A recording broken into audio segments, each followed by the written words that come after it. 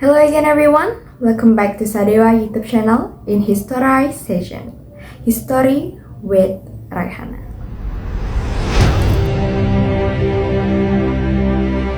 Jadi guys, beberapa hari yang lalu itu aku menemukan salah satu peristiwa sejarah di Indonesia yang menurut aku sendiri itu masih jarang banget ada yang bahas ya, entah dalam pembelajaran di sekolah berbentuk materi maupun selipan percakapan sehari-hari, yaitu salah satu konflik yang terjadi di Kalimantan Barat melibatkan etnis Tionghoa dan suku Dayak, yakni peristiwa Mangkok Merah 1967.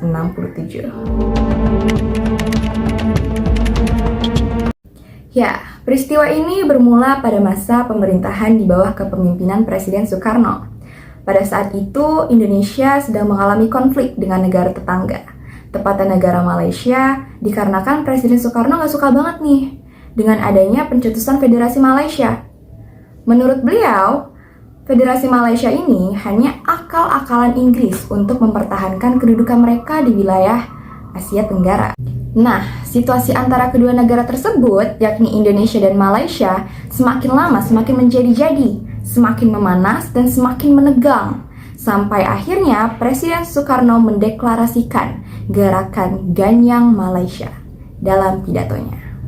Langsung dari saya, komando aksi pengganyangan Malaysia karena dijajah oleh imperialis.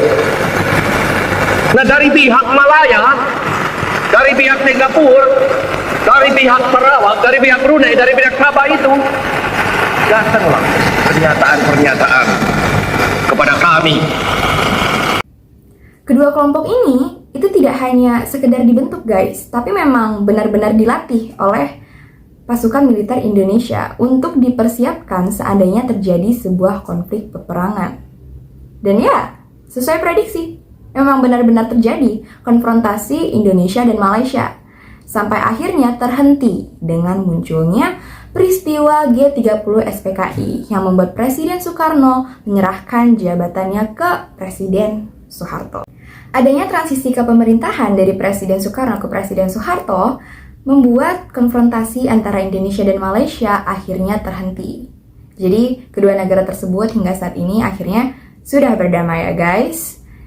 Dan berpindahnya kepemimpinan dari tangan Presiden Soekarno ke Presiden Soeharto ini juga menimbulkan kebijakan baru, terutama setelah terjadi peristiwa G30 SPKI, yaitu tercetusnya program Operasi Sapu Bersih.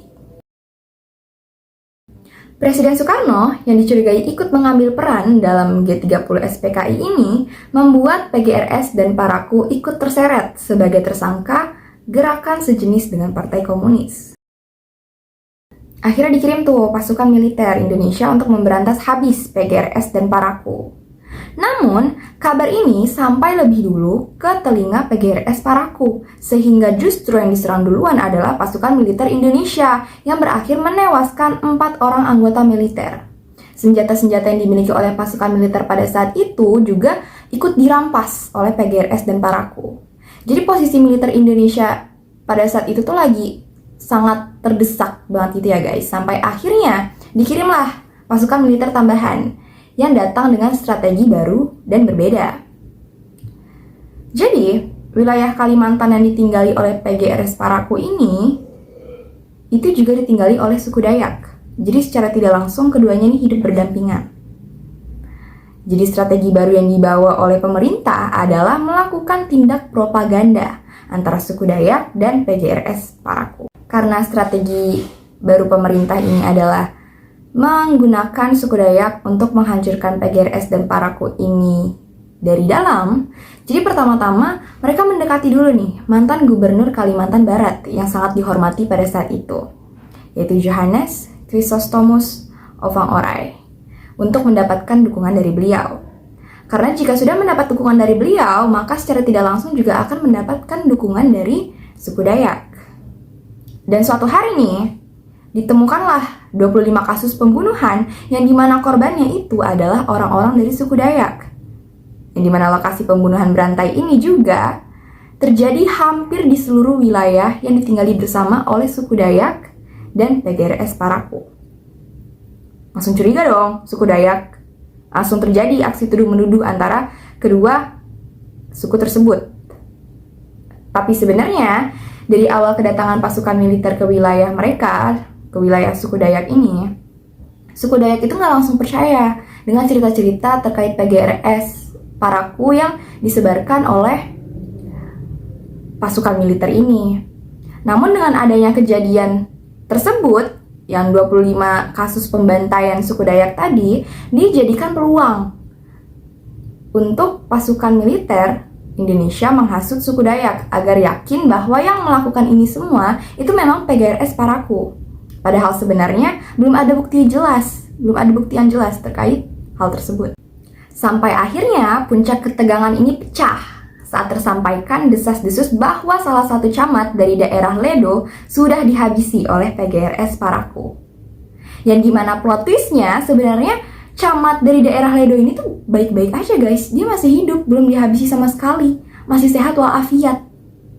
Tapi karena keadaan sudah memanas dan informasi pada saat itu juga tersampaikannya tidak secepat sekarang, jadi akhirnya suku Dayak mengumumkan bahwa mereka akan menjalankan tradisi mangkok merah. Awalnya penyerangan ini tuh masih bisa dibilang aman lah ya guys, karena masyarakat Tionghoa pada saat itu masih diberi kesempatan mengungsi keluar dari daerah Kalimantan.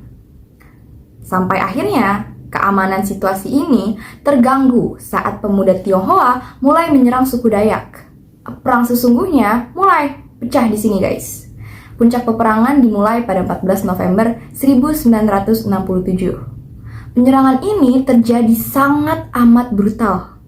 Suku Dayak mulai menggunakan senjata-senjatanya, tokoh-tokoh Tionghoa dibantai, mayat-mayat korban dijajarkan di jalan, bahkan rumornya nih, sampai ada yang makan bagian-bagian tubuh dari korban peperangan ini yang berserakan di jalan itu.